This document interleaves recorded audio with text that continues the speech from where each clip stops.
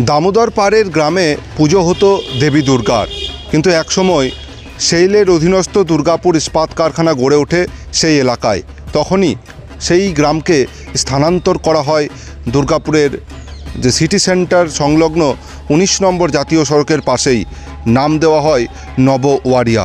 তখন থেকেই এই গ্রামেই পূজিত হয়ে আসছেন দেবী দুর্গা। 50 বছরের পদার্পণ করেছে এই পুজো। সর্বশী সংঘের এই দুর্গাপুজোর এবারের থিম মাটির ঘরে মা। মাকে নানান রূপে দেখানো হয়েছে, নানান গল্প তুলে ধরা হয়েছে এই মণ্ডপে।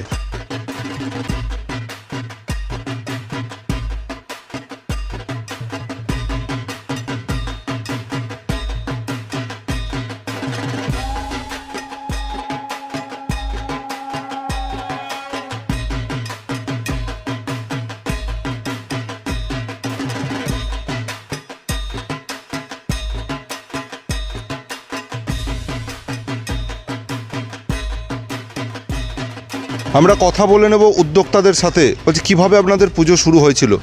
এই পুজো এবং এই ক্লাব প্রতিষ্ঠা হয় 1975 সালে। তখন আমার জন্ম তো 1980 সালে, আমাদের জন্মের আগে। আমার বাবা, কাকা, আরও অন্যান্য সব গ্রামের অধিবাসীরা, ক্লাবের যারা গণ্যমান্য ব্যক্তি ছিলেন সেই সময় থেকে পুজোটা সৃষ্টি হয়। এখানে একটা 16 আনার দুর্গা পুজো হতো আগে। ওনাদের কাহিনী অনুযায়ী 16 আনা একটা দুর্গা পুজো হতো। সেই 16 আনার দুর্গা পুজো যাই হোক একটা কোনোরকমভাবে বাগবিতণ্ডা, বিতর্ক এসব সৃষ্টি হয়েছিল একটা সময়। তারপর সেখান থেকে আবার এই পুজো হয় এবং ক্লাব প্রতিষ্ঠা হয়। ক্লাব দায়িত্ব নেয়, দিয়ে সার্বজনীনভাবে গ্রামের পুজো হয়। তো সেই পুজো আজকে এই 50 বছরে পা দিয়েছে। কি থিম করা হয়েছে? এই বছরের থিম হচ্ছে গিয়ে মাটির ঘরে মা। কি বোঝাতে চেয়েছেন? মানে গ্রাম বাংলার, আমরা তো অ্যাকচুয়ালি গ্রামেই ছিলাম, গ্রামের অধিবাসী আমরা।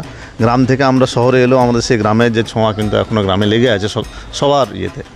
তো আমরা সেরকম একটা কিছু এবছর করতে চেয়েছিলাম 50 বছর উপলক্ষে, যেটা মনে থাকবে, তো ভালো লাগবে। তা আমরা বিভিন্ন উদ্যোক্তাদের সঙ্গে কথাবার্তা বললে আমরা অনেক আগে থেকে একটা প্ল্যান করেছিলাম, দিয়ে দেখলাম যে এই থিমটা খুব ভালো লাগছে।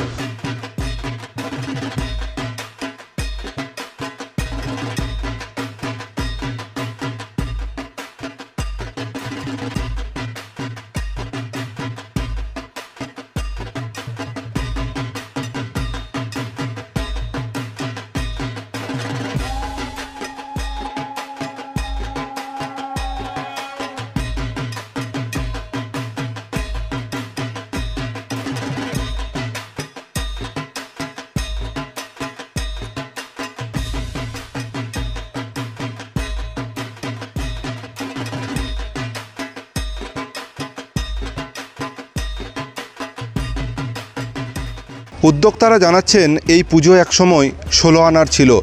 বাকবিতণ্ডার কারণে সেই পুজো যখন বন্ধ হতে বসেছিল, তখনই দায়ভার নেয় এই গ্রামেরই একটি ক্লাব।